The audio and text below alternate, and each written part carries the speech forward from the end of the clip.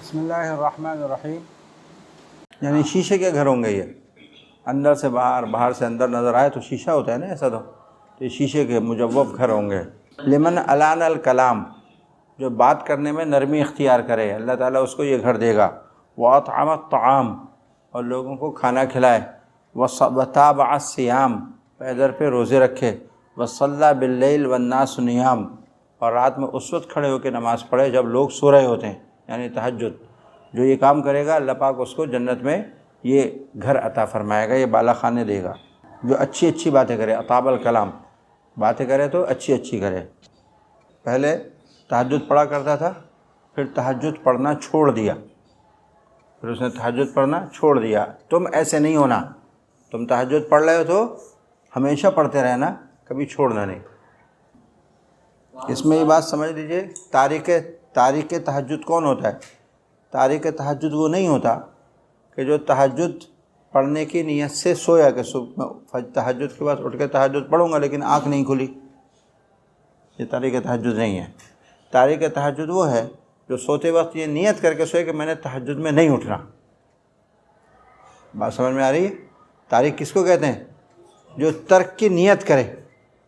جو ترک کی نیت نہیں کر رہا، پڑھنا چاہتا ہے لیکن کسی عذر کی وجہ سے نہیں پڑھ سکا، پابندی سے نہیں پڑھ سکا، روزانہ نیت ہوتی ہے پڑھنے کی، کبھی اٹھتا ہے کبھی نہیں اٹھتا، یہ تارک نہیں ہے. تارک وہ ہے جو نیت کر لے کہ اب میں نے نہیں کرنا ہے کام. سمجھ میں آئی؟ تو آپ نے فرمایا کہ اے عبداللہ تم فلاں شخص کی طرح نہ ہونا کہ وہ پہلے تہجد پڑھتا تھا، پھر اس نے ارادہ کر لیا کہ میں نے تہجد نہیں پڑھنی اور نہیں پڑھتا. حضرت داؤد علیہ السلام کی یہ سنت تھی کہ رات کے آخری پہر میں ایک گھڑی ایسی آتی تھی کہ وہ اپنے گھر والوں کو اٹھایا کرتے تھے اور کہتے تھے اے آل داؤد کھڑے ہو جاؤ اب اور نماز پڑھو، اس لیے کہ یہ وہ گھڑی ہے جس میں اللہ عز و جل دعا سنتا ہے. مگر ساحر، جادوگر کی دعا نہیں قبول ہوتی، اور عشار، لوگوں سے ظلماً پیسے لینے والے، لوگوں کا ظلماً مال لینے والا، اس سے بھی دعا قبول نہیں ہوتی. عشار اصل میں تو کہتے ہیں عشر وصول کرنے والا، ٹیکس لینے والا، حکومت کا ٹیکس وصول کرنے والا. یہ لوگ عام طور پر ظالم ہوتے ہیں اور ظالمانہ طریقے سے لوگوں کا مال لیتے ہیں. اگر حکومت کے لیے نہ لیں تو اپنے لیے رشوت لیتے ہیں، تو اس لیے رشوت خور ظالمانہ لوگوں کا مال لینے والا ہے، اس کی بھی دعا قبول نہیں ہوتی. ایک صاحب تھے جو تہجد پڑھتے تھے لیکن دن میں چوری بھی کرتے تھے. جب نبی کریم صلی اللہ علیہ وسلم کو بتایا گیا تو آپ نے فرمایا کہ جو تہجد پڑھتے ہیں نا، یہ تہجد کی نماز ان کو روک دے گی چوری سے. ایک وقت ایسا آئے گا کہ اس تہجد کی برکت سے چوری سے توبہ کر لے گا.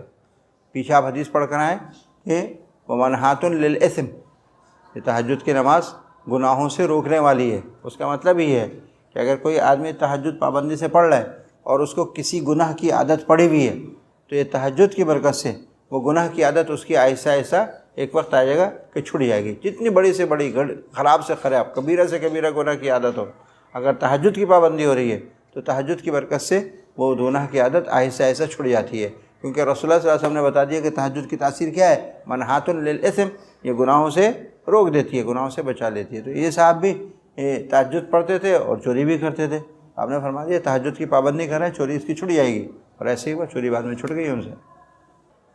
قرآن کریم میں آ رہے ہیں وَالذَّاكِرِينَ اللَّهَ كَثِيرًا وَالذَّاكِرَاتِ، تو آپ نے فرمایا یہ کون ہیں؟ یہ وہ میاں بیوی ہیں جو رات کو ایک دوسرے کو اٹھا کے کیا کرتے ہیں؟ تہجد پڑھتے ہیں. تو قرآن کریم کی جو آیت ہے یہ وَالذَّاكِرِينَ اللَّهَ كَثِيرًا وَالذَّاكِرَاتِ، یہ لوگ ان کے زمرے میں لکھ دیے جاتے ہیں، اور جو انعام ان کو ملنے والا ہے اور قرآن میں اللہ نے وعدہ کیا ہے وہ انعام ان کو بھی ملے گا. باب القصد فی العمل، جتنے بھی عبادات اور اعمال ہیں ان کے اندر میانہ روی اور اعتدال، یہ رسول اللہ صلی اللہ علیہ وسلم کی سنت بھی ہے اور آپ نے اپنی امت کو بھی اس کا حکم دیا ہے. ہر عمل کی، ہر نیکی کی نبی پاک صلی اللہ علیہ وسلم نے حدود بیان کر دی ہیں، اور حدود کے اندر ان نیکیوں کو کرنا، ان عبادات کو انجام دینا، یہ قصد فی العمل ہے، یعنی عبادت میں میانہ روی اختیار کرنا ہے. اور قصد فی العمل یہ دین کا مزاج ہے، صرف عبادات ہی میں نہیں بلکہ ہر چیز میں. اس امت کا جو مزاج اللہ نے بنایا ہے وہ میانہ روی کا بنایا ہے، یہ امت وسط ہے. وَكَذَلِكَ جَعَلْنَاكُمْ أُمَّةً وَسَطًا، ہم نے تم کو امت وسط بنایا ہے، یعنی ایسی امت جو ہر کام کے اندر اعتدال سے چلتی ہے، نہ انتہا پہ جاتی ہے اور نہ اس کے اندر کمی کرتی ہے، بلکہ درمیان کا راستہ جو ہے وہ اختیار کرتی ہے۔ تو چونکہ اس امت کا مزاج ہے، یہ امت وسط ہے، اس لیے ہر کام میں، حتیٰ کہ عبادات میں، حتیٰ کہ نوافل میں بھی اس میں اعتدال اور میانہ روی ملحوظ رکھنا مقصود بھی ہے، مطلوب بھی ہے، مامور بھی ہے۔ اب نفلی روزے کا سلسلہ چل رہا ہے، تو نفلی روزے آپ نہیں رکھتے تھے، لگتا تھا کہ پورے مہینے روزے نہیں رکھیں گے، پھر ایک دم سے روزہ رکھنا شروع کر دیتے تھے، ایسا لگتا تھا کہ آپ روزہ نہیں چھوڑیں گے۔ اسی طرح ایسا لگتا تھا کہ رات میں آپ نماز ہی نہیں پڑھیں گے، سوتے تھے، اور جب اٹھ کے نماز پڑھتے تھے تو ایسا لگتا تھا اب رات کو سوئیں گے ہی نہیں، یعنی رات کا کچھ حصہ سوتے بھی تھے، نماز بھی پڑھتے تھے، مہینے کے کچھ دنوں میں روزہ رکھتے بھی تھے اور روزہ چھوڑتے بھی تھے، اور اسی کا نام قصد فی العمل ہے۔ ادوموہا، جس پر مداومت اختیار کی جائے، جتنی زیادہ مداومت والا عمل ہوگا اتنا اللہ کو پسند ہے۔ وَإِن قَلَّ، اگرچہ وہ کیسا ہو، تھوڑا سا ہو، زیادہ عمل مطلوب نہیں ہے، تھوڑا ہو لیکن برابر روزانہ پابندی سے کیا جائے۔ خُذُوا مِنَ الْأَعْمَالِ مَا تُطِيقُونَ، اپنی طاقت کے بقدر اعمال کیا کرو، نیکیاں کیا کرو، نوافل پڑھا کرو، اس لیے کہ تم تھک جاؤ گے، اللہ اجر دیتے دیتے نہیں رکے گا۔ لِيُصَلِّ أَحَدُكُمْ نشاطہ، جب تک طبیعت میں نشاط ہو اس وقت تک نفلی نماز پڑھو، جب تھکن ہو جائے، جب عبادت کرتے کرتے تھک جاؤ تو اب جا کے سو جاؤ، فَلْيَرْقُدْ، اب اپنی تھکن کو اتارو۔ یہ نوافل کے بارے میں ہے، فرائض کے بارے میں نہیں ہے کہ جب تک نشاط ہو تو فرض پڑھو، ایسا نہیں ہے، فرض تو پڑھنا ہے، چاہے طبیعت میں نشاط ہو یا نہ ہو، چاہے تھک رہے ہو چاہے نیند آ رہی ہو، فرض کا وقت آ گیا وہ تو پڑھنا ہے۔ ہاں نفلی عبادات، اس کے اندر آپ صلی اللہ علیہ وسلم نے حکم دیا کہ جب طبیعت میں نشاط ہو اس وقت تک وہ ادا کرو، جب نشاط ختم ہو جائے تو آرام کرو، جا کر سو جاؤ۔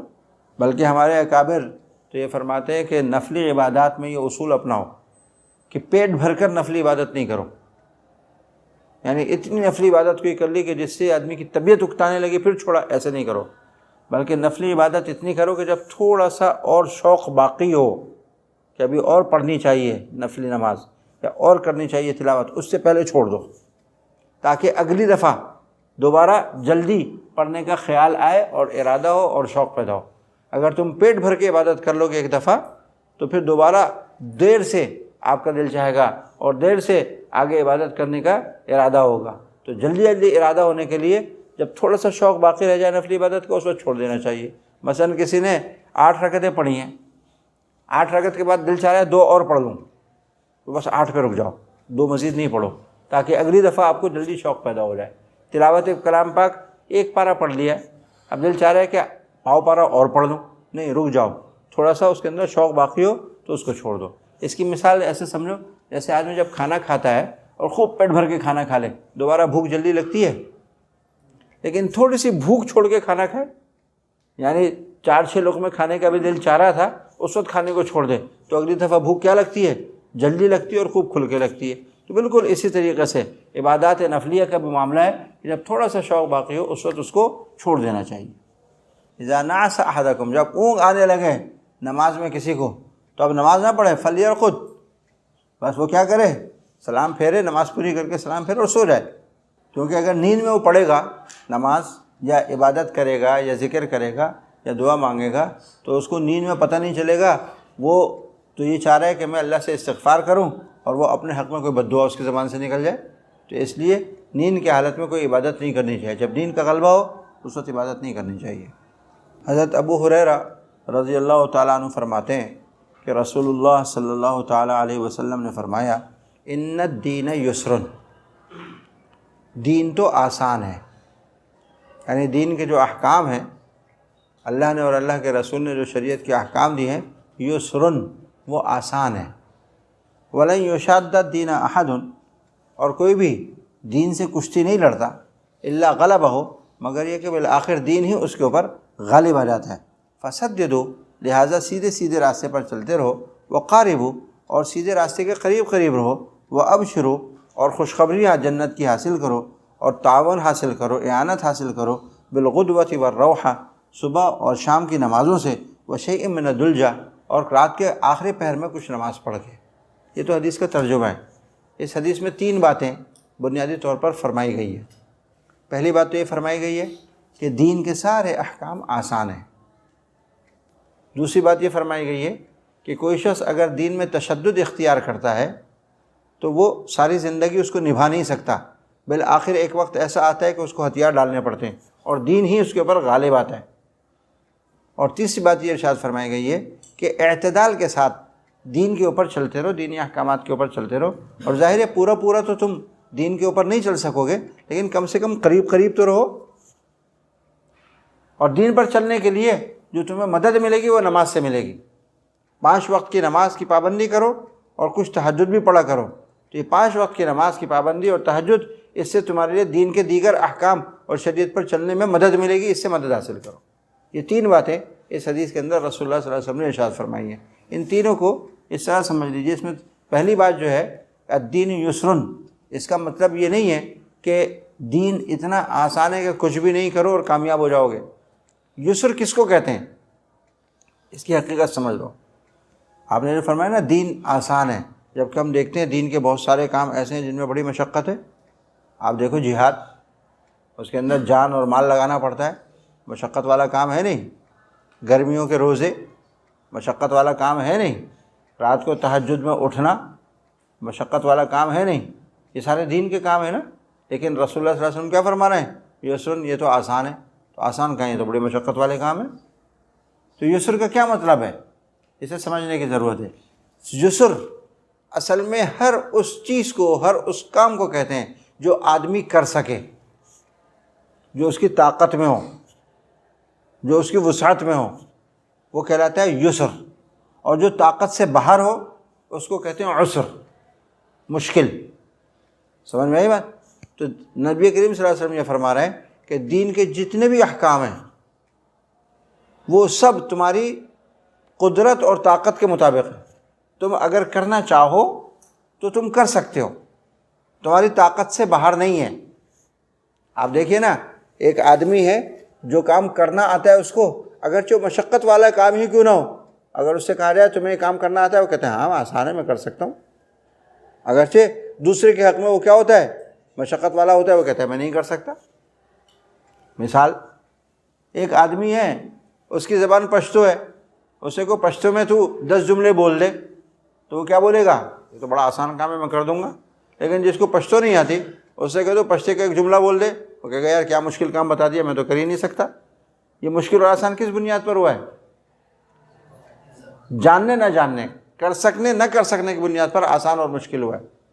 اسی کے اوپر قیاس کر لو سارے وہ کام جو محنت طلب ہوتے ہیں، لیکن جس شخص کو اس کام کے کرنے پر قدرت ہوتی ہے اس کے لیے وہ آسان ہوتا ہے۔ ہوتے محنت طلب ہیں، لیکن ایک آدمی وہ کام کرنا جانتا ہے تو کہتا ہے یہ تو میرے لیے آسان ہے۔ اور بہت سے وہ کام جو بڑے آسان ہوتے ہیں لیکن اگلا آدمی کرنا نہیں جانتا، اس کے لیے وہ مشکل ہوتے ہیں۔ تو آسان اور مشکل کا معیار یہ نہیں ہے کہ اس میں محنت ہے یا نہیں ہے۔ ہم لوگوں نے آسان مشکل کا معیار اس کو بنایا ہے، جس میں محنت نہیں ہے اس کو کہتے ہیں آسان ہے، جس میں محنت نہیں ہے اس کو کہتے ہیں آسان ہے، جس میں محنت ہے اس کو کہتے ہیں مشکل ہے۔ نہیں، یسر اور عسر کا معیار یہ نہیں ہے۔ یسر اور عسر کا معیار یہ ہے کہ آپ کر سکیں تو آپ کے لیے آسان ہے، آپ نہ کر سکیں تو آپ کے لیے مشکل ہے۔ تو آپ نے جو فرمایا الدین یسرن، اس کا مطلب یہ نہیں کہ دین کے کاموں میں محنت مشقت نہیں ہے۔ حج میں کتنی محنت ہے، کتنی مشقت ہے، لیکن کیا ہے وہ بھی آسان ہے۔ کیوں؟ اگر کرنا چاہیں تو کر سکتے ہیں، طاقت سے باہر نہیں ہے۔ لا یکلف اللہ نفسا الا وسعہا کی گویا آپ صلی اللہ علیہ وسلم نے اس میں تشریح فرمائی ہے کہ اللہ نے کوئی بھی حکم ایسا نہیں دیا جو آپ کی طاقت سے باہر ہو۔ آپ کی طاقت میں آپ کر سکتے ہو، آسان ہے آپ کے لیے۔ پہلا جملہ۔ دوسرا جملہ آپ نے فرمایا کہ دین کے اندر جو بھی تشدد اختیار کرتا ہے تو بالآخر ایک نہ ایک وقت ایسا آتا ہے کہ اس کو ہار ماننی پڑتی ہے اور دین اس کے اوپر غالب آتا ہے۔ کیا مطلب اس کا؟ اس کا مطلب یہ ہے کہ شریعت نے احکام کے جو دیے ہیں ہمیں، احکام شریعت، ان کی حدود بیان کی ہیں۔ ان کے کیا بیان کیے ہیں؟ حدود۔ اور وہ حدود کیا ہیں؟ اعتدال۔ اس اعتدال سے جب کوئی آدمی آگے بڑھتا ہے، ان حدود سے جب کوئی آدمی آگے بڑھتا ہے تو پھر زیادہ دیر تک وہ اس کے اوپر چل نہیں سکتا، اس تشدد کے اوپر زیادہ دیر تک چل نہیں سکتا، اس سختی کے اوپر زیادہ دیر تک وہ عمل نہیں کر سکتا۔ بالآخر ایک وقت ایسا ضرور آتا ہے کہ اسے ہتھیار ڈالنے پڑتے ہیں، وہ اس کو ہار ماننی پڑتی ہے، اور دین اس کے اوپر، دین کا جو اصل حکم ہے وہی اس کے اوپر غالب آتا ہے، اس کو اسی کے اوپر آنا پڑتا ہے۔ مثال، ایک شخص ہے، جوان ہے، وہ طے کرتا ہے اپنے اوپر کہ جی میں نے ساری رات نماز پڑھنی ہے، سونا نہیں ہے۔ حالانکہ شریعت نے اس کی حدود یہ نہیں بتائی ہیں۔ شریعت نے حدود کیا بتائی ہیں؟ رات کو سو بھی، کچھ دیر سو اور کچھ دیر کھڑے ہو کے نماز پڑھو۔ جیسے کہ رسول اللہ صلی اللہ علیہ وسلم کا عمل تھا. لیکن یہ کہتے ہیں نہیں جی میں تو ساری رات کھڑے ہو کے نماز پڑھوں گا، ساری رات جاگوں گا نماز میں. اب جب تک وہ جوان ہے یا جب تک وہ صحت مند ہے وہ تو اس کو نبھا لے گا، لیکن ہمیشہ تو جوان نہیں رہنا، ہمیشہ تو صحت مند نہیں رہنا. آدمی کو بڑھاپا بھی آنا ہے، کمزوری بھی آنی ہے. جب بڑھاپا اور کمزوری آئے گی اس وقت لازمی طور پر دین کا جو اعتدال والا حکم ہے وہ غالب آئے گا، اس کو ہار ماننی پڑے گی. جب پوری رات نہیں جاگ سکے گا، اس کو کچھ نہ کچھ حصہ رات کا سونا پڑے گا اور کچھ حصہ پڑھنا عبادت کرنی پڑے گی. تو غالب کیا آیا؟ یہ آدمی غالب آیا یا دین غالب آیا؟ یہی مطلب ہے اس کا کہ جب بھی کوئی شخص دین میں تشدد اور غلو اختیار کرتا ہے تو ہمیشہ اس کو نبھا نہیں سکتا، بالآخر ایک نہ ایک دن اس کو ہتھیار ڈالنے پڑتے ہیں، اس کو ہار ماننی پڑتی ہے، اور دین کا جو اصل حکم ہے اعتدال کا، وسط کا، وہ غالب آ کر رہتا ہے. سمجھ میں آئی بات؟ اسی ذیل میں یہ بھی سمجھ لیجئے کہ تشدد کی شکلیں، جو دین کے اندر تشدد کیا جاتا ہے اس کی شکلیں مختلف ہیں. بسا اوقات تشدد نوافل میں کیا جاتا ہے، یعنی غلو فی النوافل جس کو کہتے ہیں، جس کی مثال میں نے ابھی آپ کو دی کہ تہجد کی نماز نفل نماز ہے، لیکن کوئی آدمی اس کے اندر وسط اور اعتدال اختیار کرنے کے بجائے اس میں تشدد اختیار کرتا ہے، اس کو اتنا زیادہ پڑھتا ہے، اتنا زیادہ پڑھتا ہے کہ اس کو آخر میں نبھا نہیں سکتا. یہ توغل فی النوافل کہلاتا ہے، یہ بھی غلو ہے. سمجھ میں آئی میں؟ کبھی کبھی آدمی غلو میں مبتلا ہو جاتا ہے کسی چیز کی حلت اور حرمت کے بارے میں تحقیق کر کے. شریعت نے ہمیں حکم دیا ہے کہ حلال کھاؤ، حلال استعمال کرو، حرام سے بچو، لیکن اس کی حدود بتائیں گے. اس کی کیا بتائیں گے؟ حدود. کہ آپ جو تحقیق کرو گے کسی چیز کی حلال حرام ہونے کی، اس کی کیا حدود ہیں وہ بھی شریعت نے بتائی ہیں. مثال اس کی سمجھیں، شریعت نے حدود بتائیں کہ جن چیزوں کی اصل حلال ہے، مباح ہے، اگر کوئی آپ کے سامنے اسے پیش کرے تو آپ کو اس کی حلال حرام ہونے کی تحقیق کرنے کی ضرورت نہیں ہے. یہ حدود ہے. اگر آپ اس کے حلال حرام ہونے کی تحقیق میں پڑو گے تو آپ کے لیے زندگی اجیرن ہو جائے گی، زندگی نہیں گزار سکو گے. لیکن جن چیزوں کی اصل حرام ہے، کسی عارض کی وجہ سے وہ حلال ہوتی ہیں، وہ اگر کوئی آپ کے سامنے پیش کرے تو اس کی تحقیق ضروری ہے. یہ معلوم کرنا کہ یہ حلال ہے یا حرام. جب تک تحقیق سے اس کی حلت ثابت نہ ہو آپ استعمال نہیں کر سکتے. یہ شریعت نے تحقیق کی حدود بتائی ہیں ہمیں. اب ایک شخص ہے وہ اس میں غلو اختیار کرتا ہے، جہاں پر تحقیق کرنے کی ضرورت نہیں ہے حلال حرام کی، وہاں پہ تحقیق کرنا شروع کر دیتا ہے. تو یہ کیا ہے؟ یہ بھی غلو فی الدین ہے. مثال، گندم، جو اور سبزیاں، ان کی اصل حلال ہے یا حرام ہے؟ حلال. اگر کوئی آپ کے سامنے گندم کی روٹی پیش کرے، اگر کوئی آپ کے سامنے جو کی روٹی پیش کرے، سبزی کا سالن پیش کرے، تو چونکہ اس کی اصل حلال ہے، جب تک آپ کو کوئی قرینہ اس کی حرمت کا نہ ملے اس وقت تک آپ تحقیق نہیں کریں گے اس کی. ہاں اگر کوئی قرینہ حرمت کا مل گیا ہے، یعنی کسی نے آ کر بتایا یار یہ جو آپ کو ڈبل روٹی کھلا رہے ہیں نا اس کے اندر خنزیر کا چربی ڈالی ہوئی ہے، اب اگر کسی نے بتایا تو اب قرینہ آیا ہے، اب شبہ پیدا ہو گیا، اب آپ کو تحقیق کرنی پڑے گی. لیکن اگر یہ شبہ پیدا نہیں ہوا، کسی نے آپ کو نہیں بتایا، کوئی قرینہ آپ کو شبہ کا نہیں مل رہا، تو وسوسے کی بنیاد پر صرف تحقیق نہیں کی جائے گی. شبہ کی بنیاد پر تو تحقیق کرنا ضروری ہے، وسوسے کی بنیاد پر تحقیق نہیں ہوگی. شبہ اور وسوسے میں فرق معلوم ہے نا؟ جو ناشی عن غیر دلیل ہو وہ وسوسہ ہے. دل میں خیال آ رہا ہے کہ یار ڈبل روٹی بازار میں بک رہی ہے، پتہ نہیں اس کے اندر اس نے حرام تیل ڈالا ہے یا حلال تیل ڈالا ہے، یہ وسوسہ ہے. یہاں تحقیق نہیں ہو گیا. یہاں کوئی تحقیق میں پڑ گیا، یہ غلو کر رہا ہے، یہ غلو فی التحقیق ہے. ہاں اگر شبہ پیدا ہو گیا، کسی نے معتبر ذریعے سے بتایا کسی شخص نے کہ بھائی میں نے خود دیکھا اس میں یہ ڈال رہا تھا، تب تو پھر شبہ پیدا ہو گیا، اس کی تحقیق کی جائے گی. تو جہاں پر شبہ نہ ہو اور اصل کیا ہو اس چیز کے اندر، اباحت ہو، حلت ہو، اور وہ کوئی آپ کے سامنے پیش کرے تو وہاں پر آپ کو تحقیق کی ضرورت نہیں ہے. اگر آپ وہاں تحقیق کرو گے تو آپ غلو فی الدین میں مبتلا ہو گئے ہو، غلو فی التحقیق کر رہے ہو.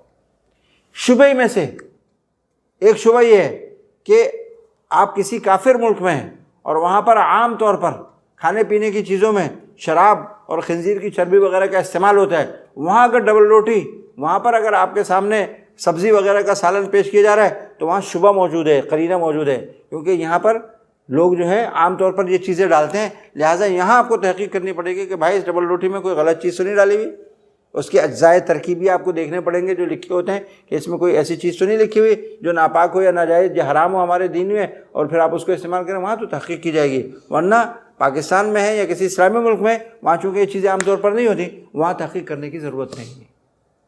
بات سمجھ میں آ رہی ہے یا نہیں سمجھے؟ لیکن گوشت یہ کیا ہے؟ اس کی اصل حرام ہے۔ یہ حلال کیوں ہوتا ہے؟ ایک عارض کی وجہ سے کہ اس کو ذبح کرتے وقت بسم اللہ اللہ اکبر پڑھا جاتا ہے، یہ عارض ہے، اس عارض کی وجہ سے یہ حرام کیا ہو گیا؟ حلال ہو گیا۔ تو گوشت کی اصل حرام ہے،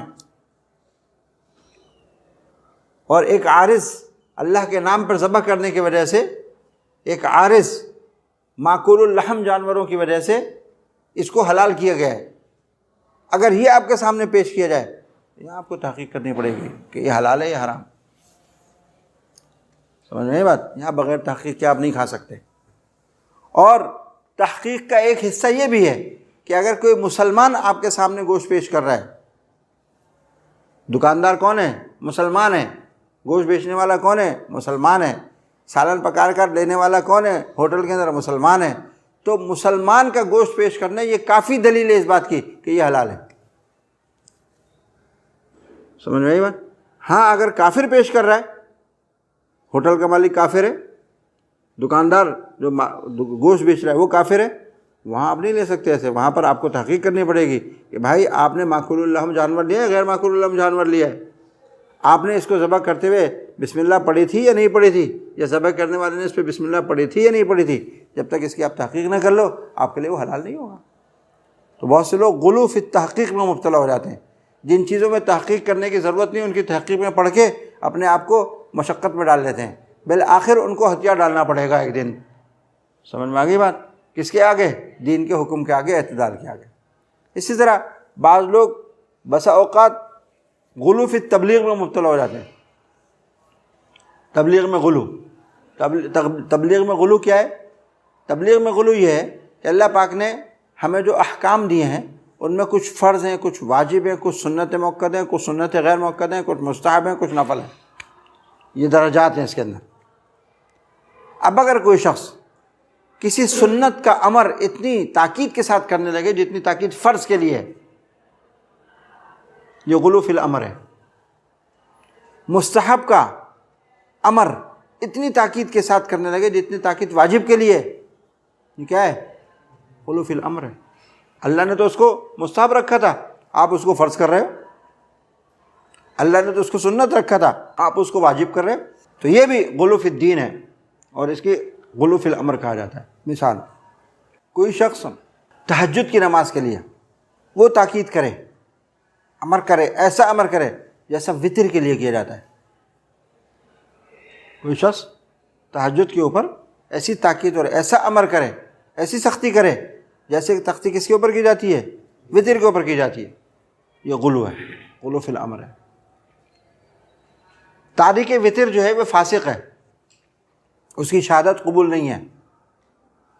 معلوم ہے نا آپ کی بات؟ آگے باب الوتر آئیں گے، اس کے اندر ہم آپ کو بتائیں گے۔ تارک تہجد پہ کوئی فسق کا حکم لگانے لگے اور کہے کہ تیری شہادت قبول نہیں کروں گا، تو تہجد نہیں پڑھتا، یہ کیا ہے؟ غلو فی الامر ہے۔ آپ ایسی تاکید کر رہے ہو اس کے اوپر جو تاکید اللہ نے نہیں کی، اللہ نے تو اس کو نفل رکھا تھا، آپ اس کو واجب کے درجے میں لے کر چلے گئے۔ ہمارے جو تبلیغی جماعت والے حضرات ہیں یہ بھی اس کے اندر مبتلا ہیں۔ دیکھو دو چیزیں الگ الگ ہیں، ایک ہے امر بالمعروف نہی عن المنکر، اور ایک ہے امر بالمعروف نہی عن المنکر کے لیے گھر سے نکلنا، یہ دو الگ الگ چیزیں ہیں۔ امر بالمعروف تو ہر مسلمان کے اوپر فرض ہے کہ کسی مسلمان کو بھی آپ کو موقع ملے، خصوصاً وہ جو آپ کے زیر تربیت ہیں، آپ سے ضابطے میں چھوٹے ہیں، آپ ان کو امر بالمعروف نہی عن المنکر کریں، یہ تو سب پر فرض ہے، قرآن کریم نے تو سب کو حکم دیا اس کا۔ لیکن اس کے لیے گھر سے نکلنا یہ فرض نہیں ہے، یہ مستحب ہے۔ اس کام کے لیے اپنے آپ کو وقف کرنا، اس کام کے لیے گھر سے نکلنا، یہ فرض واجب نہیں ہے، یہ مستحب ہے۔ اب تبلیغی جماعت کے اندر چونکہ عوام الناس کی کثرت ہے، مسئلے مسائل کی حدود ان کو معلوم نہیں ہے. علماء کی بات نہیں کرتا میں، عوام کی بات کر رہا ہوں. ان کو مسائل کی حدود معلوم نہیں ہے تو وہ گھروں سے نکلنے کو فرض اور واجب کہتے ہیں اپنی عام تقریروں کے اندر، اپنی عام ترغیبات کے اندر. یہ غلو ہے. سمجھ میں آئی بات؟ کیونکہ اللہ نے تو اس کو فرض نہیں رکھا، اللہ کے رسول نے تو اس کو مستحب رکھا ہے. اور زیادہ سے زیادہ آپ یہ کہہ سکتے ہیں نا کہ جو تبلیغ میں نکلتا ہے وہ دین سیکھنے کے لیے نکلتا ہے. لوگ یہ کہتے ہیں دین سیکھنے کے لیے نکل رہا ہے، علم حاصل کرنے نکل رہا ہے. قرآن کریم تو کہہ رہا ہے فلولا نفر من کل فرقۃ منہم طائفہ. سب کو نہیں نکلنا ہے، کچھ تھوڑے سے لوگ بھی نکل جائے تو سب کی طرف سے کافی ہو جائے گا. وہ بہت سارے نکلے ہوئے ہیں تو فرض تھوڑی ہوا کسی کے اوپر، واجب تھوڑی ہے. سمجھ میں آ گئی بات؟ تو یہ بھی کیا ہے؟ غلو فی الامر ہے. اسی طرح بہت سے لوگ غلو فی النکیر میں بھی مبتلا ہوتے ہیں. غلو فی النکیر یعنی اللہ تعالیٰ نے منکر کے بھی درجات رکھے ہیں. ایک حرام ہے، ایک مکروہ تحریمی ہے، ایک مکروہ تنزیہی ہے. یہ کیا ہے؟ سارے درجات ہیں. اور ہر ایک کی درجے کی نکیر کا بھی درجہ رکھا ہے. حرام کے بھی پھر دو قسمیں ہیں. ایک حرام منصوص ہے، ایک حرام مجتہد فی ہے. حرام منصوص کی نکیر سخت ہے، زیادہ سخت ہے بمقابلہ حرام مجتہد فی کے. اور پھر حرام کے درجے سے کم ہے مکروہ تحریمی کا درجہ، اس کی نکیر اس سے کم ہے. اور اس سے کم ہے مکروہ تنزیہی کا درجہ، اس کی نکیر اس سے بھی کم ہے. اب اگر کوئی شخص مکروہ تنزیہی پر مکروہ تحریمی والی نکیر کرے، یہ حرام مجتہد فی پر حرام منصوص کی نکیر کرے، یہ غلو فی النکیر ہے. سمجھ میں آئی بات؟ یا غیر منکر پر نکیر کرے، یہ بھی ایک ہے، منکر ہے ہی نہیں وہ اور اس پہ نکیر کر رہا ہے، یہ غلو فی النکیر ہے. لوگ اس کے اندر بھی مبتلا ہوتے. مثال ایک ہے حرام کتا کھانا، حرام ہے نا. اور ایک ہے سمندر کے مچھلی کے علاوہ جو مخلوقات اور جانور ہیں. احناف کے نزدیک مچھلی حلال ہے، باقی اس کے علاوہ سب حرام ہے.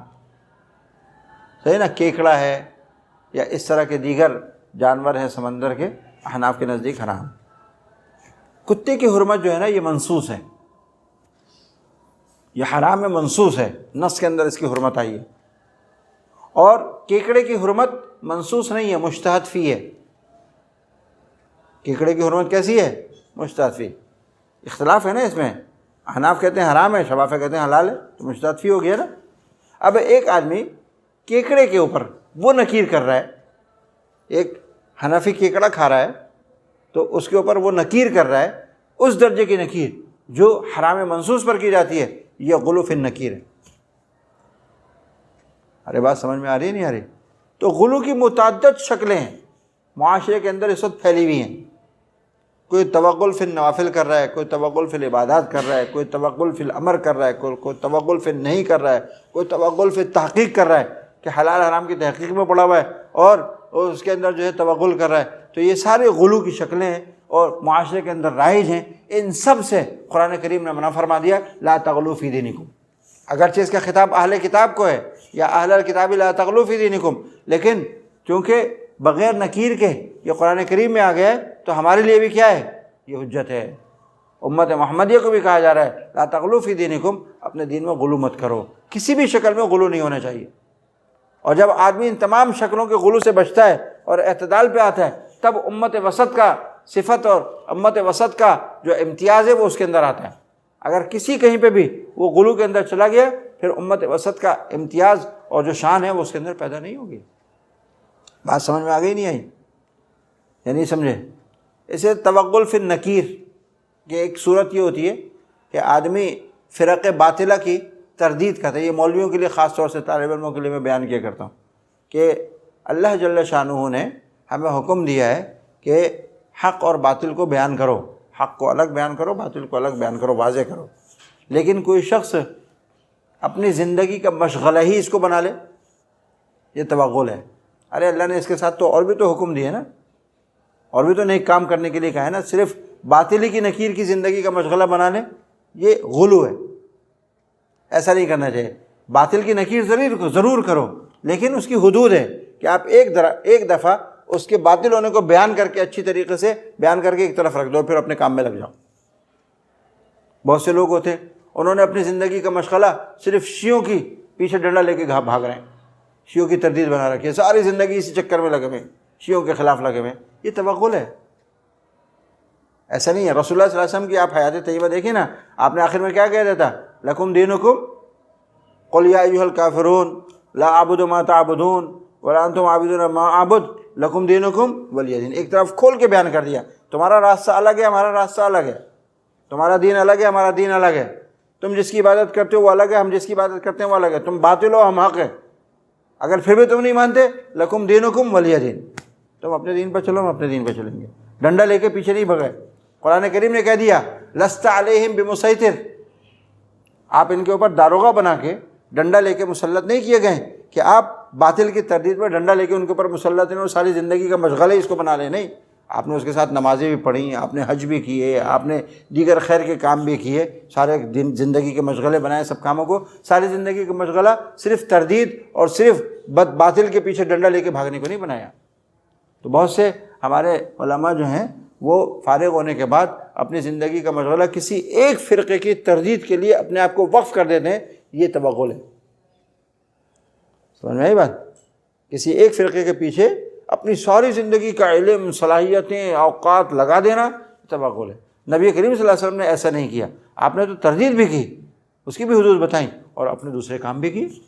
تو اس لیے کبھی کسی ایک فرقے کے پیچھے ڈنڈا لے کے نہیں پڑ جانا کہ ساری زندگی کا مشغلہ اسی کو بنا لیں گے، جی ہم نے صرف اسی فرقے کی تردید کرنی ہے اور بس ساری زندگی، ساری صلاحیتیں، ساری تقریریں، سارا علم، پڑھنا پڑھانا، چلنا پھرنا، سفر اسفار، روپیہ پیسہ سب اسی کے اوپر جھونکیں، اسی کے اوپر لگائیں، یہ غلو ہے، توغل ہے۔ سمجھ میں آ گئی بات؟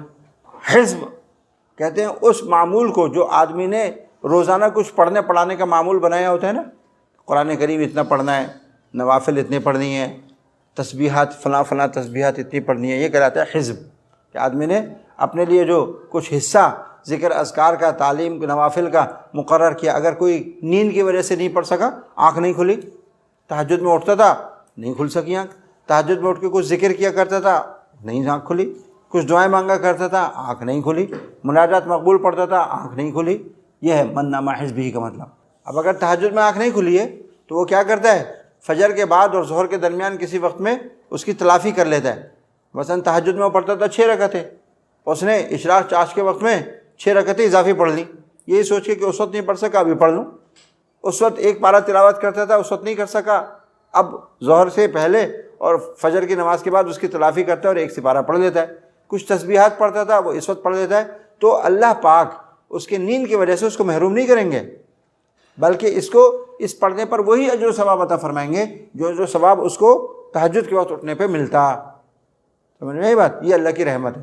اسی سے یہ بھی معلوم ہو گیا کہ قضا تو ہوتی ہے صرف نوافل فرائض کی، اگر کسی کی فرض نماز رہ جائے تو اس کی قضا اس کے ذمہ ہوتی ہے، لیکن جو فقہا فرماتے ہیں کہ نوافل اور سنتوں کی قضا نہیں ہے، وہ بات صحیح ہے، قضا نہیں ہے، لیکن یہ حدیث بتا رہی ہے قضا تو نہیں ہے، تلافی ہے ان کی۔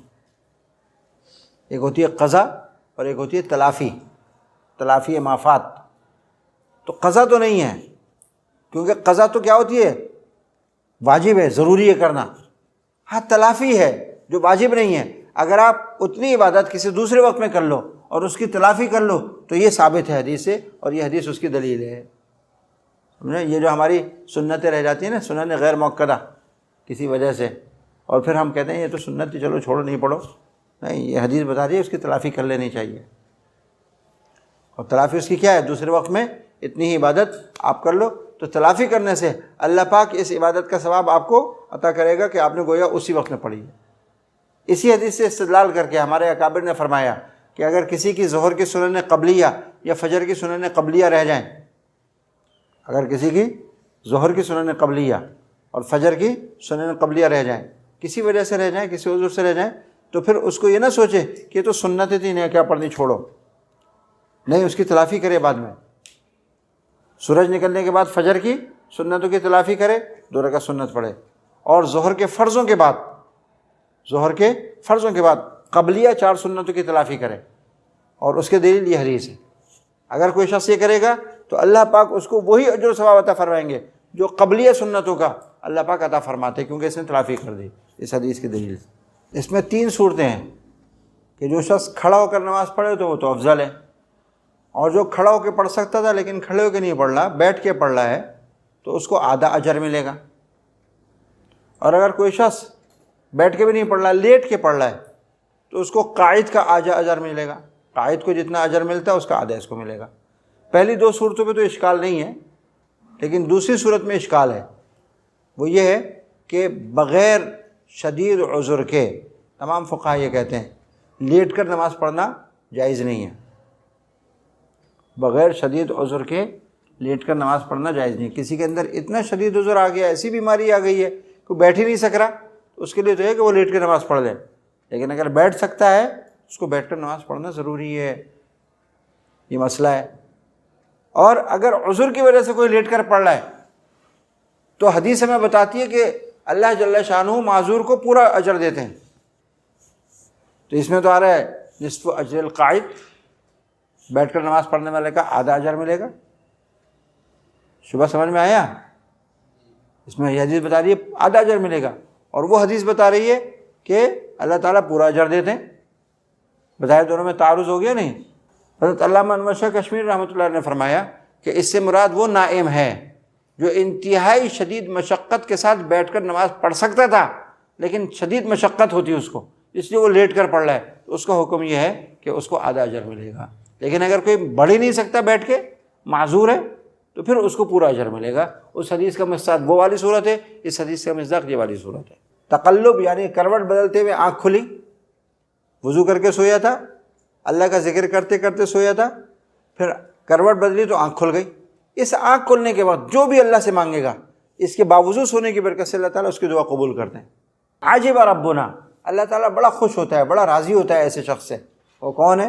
یعنی اپنے بستر سے، اپنے لحاف سے، سردی کا موسم ہے، لحاف اوڑھ کے سو رہا ہے، گرم گرم بستر ہے، اور اپنے گھر والوں کے درمیان سو رہا ہے، لیکن وہ وہاں سے نکلتا ہے رات کو اور نماز پڑھتا ہے، تو اللہ تعالیٰ فرشتوں سے کہتے ہیں انظروا رغبتاً فیما عندی، میں نے جو نعمتیں رکھی ہیں تیار جنت کی، اس کی رغبت اس کے اندر ہے، اور جو عذاب ہیں جہنم کا شفقاً، اس سے خوف رکھتا ہے۔ یہ رغبہ اور رہبہ والا کیفیت کے ساتھ نماز پڑھ رہا ہے۔ ایک تو شخص یہ، اس سے اللہ بڑا خوش ہوتا ہے، یعنی اس سے راضی ہو جاتا ہے۔ اور دوسرا شخص کون ہے؟ جہاد میں گیا اور سب ساتھی وہ پیٹھ پھیر کر بھاگے تو یہ بھی پیٹھ پھیر کر بھاگا، لیکن پھر اس کو ایک دم خیال آیا کہ بھئی جہاد میں، قتال میں، کافروں سے لڑتے ہوئے پیٹھ پھیر کر جانے میں تو اللہ بڑا ناراض ہوتا ہے، اس پہ تو بڑا سخت عذاب ہے۔ جب یہ یاد آتا ہے تو پھر یہ پلٹتا ہے، اور پلٹ کے اپنے ساتھی تو اس کے بھاگ گئے، دوبارہ پلٹ کے دشمن پر حملہ کرتا ہے اور شہید ہو جاتا ہے۔ طاہری قدم ہو، یہاں تک کہ اس کا خون بہا دیا گیا، اس سے بھی اللہ پاک کیا ہو جاتا ہے؟ راضی ہو جاتا ہے۔ اس میں یہ ہے کہ رسول اللہ صلی اللہ علیہ وسلم تب وتر کے بعد 2 رکعت بیٹھ کر پڑھا کرتے تھے۔ تو حضرت عبداللہ ابن عمرو ابن العاص نے یہ دیکھا تو کہا کہ یا رسول اللہ، آپ نے تو ہمیں فرمایا کہ بیٹھ کر نماز پڑھنے پہ آدھا ثواب ملتا ہے کھڑے ہو کر نماز پڑھنے کے مقابلے میں، اور آپ بیٹھ کر نماز پڑھ رہے ہیں۔ تو آپ نے فرمایا کہ بھئی میرا معاملہ مختلف ہے، میرا پروردگار مجھے بیٹھ کر نماز پڑھنے پہ بھی پورا اجر عطا فرماتا ہے، یہ میری خصوصیت ہے۔ یہ اگلی حدیث کا حاصل یہ ہے کہ عبادات اور نماز کی تعبیر میں ایسا کوئی لفظ استعمال کرنا جس میں اس کو بوجھ سمجھنے کا ایہام ہو، اس کو بوجھ سمجھنے کا، عبادت کو بوجھ سمجھنے کا ایہام ہو، وہم پیدا ہو، تو یہ ادب کے خلاف ہے، ایسا نہیں کرنا چاہیے، ایسا لفظ استعمال نہیں کرنا چاہیے۔ جیسے ہم کہتے ہیں نا کہ میاں پہلے نماز پڑھ کے فارغ ہو جائیں پھر کھانا کھائیں گے، ویسا ہوتا ہے نا، کھانا لگ گیا ہے تو کہتے ہیں بھائی نہیں، پہلے نماز پڑھ کے فارغ ہو جائیں پھر آرام سے اطمینان سے کھانا کھائیں گے۔ تو کیا مطلب؟ نماز بوجھ ہے، آرام سے کرنے کا کام نماز، یہ کھانا ہے، یا آرام سے پڑھنے کا کام نماز ہے؟ تو اب اس سے الفاظ میں ایہام کیا پیدا ہو رہا ہے کہ آپ نے نماز کو کیا سمجھا؟ بوجھ سمجھا۔ تو یہ ادب کے خلاف ہے، ایسا نہیں کرنا، حرام نہیں ہے لیکن ادب کے خلاف ہے۔